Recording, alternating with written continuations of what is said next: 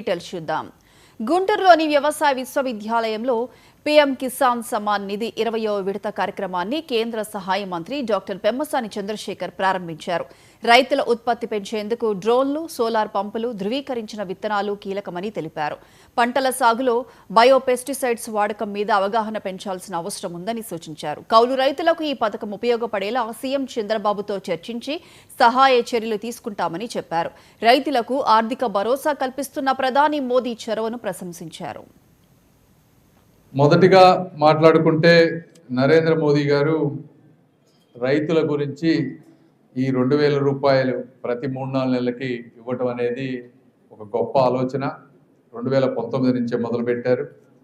ఇవే కాకుండా కేంద్ర ప్రభుత్వం ఎప్పటికప్పుడు రైతుల గురించి ఎన్నో అద్భుతమైనటువంటి ఆలోచనలు చరిత్రలో ఎవరూ చేయలేంతగా ఈ కేవీకేలు తీసుకురావటం కానీ, ఈ కేవీకేల్లో అంటే ఇక్కడ ఇంకా మనం సరిగా వాడటలేదు కానీ ఆంధ్రప్రదేశ్లో వేరే రాష్ట్రాల్లో ఒక్కొక్క ఎంపీ కేవలం కేవీకేల మీద గెలిచిన ఎంపీలు ఉన్నారు.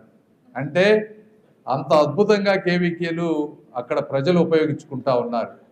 50 ఎకరాల్లో వాళ్ళు చక్కటి ఒక్కొక్క 2 ఎకరాలకు ఒక్కొక్క విధానాన్ని నేర్చుకొని అది 10 మందికి రైతులకు అందరికీ ఉపయోగపడే విధంగా అనుసంధానం చేసి వారి ఉత్పత్తులు పెంచే విధంగా చేసి రైతుల ఆదాయాన్ని డబల్ చేసినటువంటి రాష్ట్రాలు చాలా ఉన్నాయి.